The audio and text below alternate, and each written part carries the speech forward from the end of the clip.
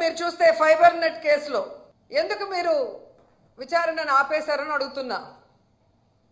ఈరోజు ఏదో ఆంజనేయులు గారి మీద ఒక కేసో లేదా మిథున్ రెడ్డి గారి మీద ఒక దొంగ సాక్ష్యాలతో ఒక కేసో పెట్టి భయభ్రాంతులకి గురి చేయాలంటే ఎవరు భయపడే ప్రసక్తి లేదు. ఎందుకంటే మేము తప్పు చేయలేదు కాబట్టి ఎవరికి భయపడాల్సిన అవసరం లేదు. మీరు దొంగ సాక్ష్యాలతో ఎన్ని కేసులు పెట్టినా మేము న్యాయపరంగా పోరాడి బయటికి వస్తాం.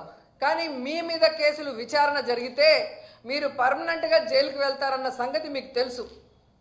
అందుకే అడుగుతున్నా, దమ్ముంటే దొంగ కేసులు పెట్టి మీ పచ్చ ఛానళ్లలో దుమ్మెత్తిపోయడం కాదు, స్కిల్ డెవలప్మెంట్ స్కామ్ మీద, ఫైబర్ నెట్ స్కామ్ మీద విచారణ జరిపించండి. మీకు ఆ దమ్ము లేకపోతే సిబిఐకి అప్పచెప్పండి అని కూడా డిమాండ్ చేస్తున్నాం. అసలు చంద్రబాబు నాయుడు అనే వ్యక్తి సంతకానికి విలువ లేదు అని ఇప్పుడు 4వ ముఖ్యమంత్రి అయినప్పుడు కూడా తెలుస్తోంది. ఏడాది అవుతుంది. ఈ ఏడాదిలో ఆయన పెట్టిన మొదటి సంతకం ఇంతవరకు అమలైందని నేను అడుగుతున్నా. ఇంతకన్నా సిగ్గుచేటు ఇంకేమైనా ఉందా?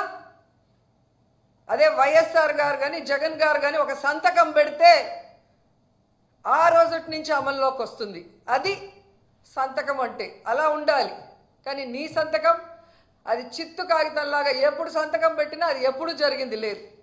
అండ్ అధికారంలోకి వచ్చిన మీరు జూన్ నుండే నిరుద్యోగ భృతి ఇస్తాము, తల్లికి వందనం ఇస్తాము, అన్నదాత సుఖీభవ ఇస్తాము, ఆడబిడ్డ నిధి ఇస్తాము, ఫ్రీ బస్ ఇస్తాము అని చెప్పారు.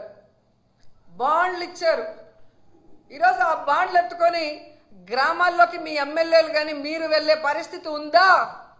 పరకలతో కొడతారు, చెప్పులతో కొడతారు. ఆ భయం మీకు ఉంది కాబట్టే ప్రజల్లోకి వెళ్ళలేక, వాటి మీద ఏమీ చెప్పుకోలేక ఈ విధంగా డైవర్షన్ డర్టీ పాలిటిక్స్తో ఎలా ఎవరి మీద తప్పుడు కేసులు పెట్టి దాని మీద మీ పచ్చ ఛానళ్లలో రౌండ్ టేబుల్ డిస్కషన్లు పెట్టి మీ పచ్చ నాయకులతో విశ్లేషకులుగా ఏ విధంగా విషయాన్ని చిమ్ముతున్నారో ఈ రాష్ట్ర ప్రజలకి ఏడాది కాలంలోనే అర్థమైపోయింది.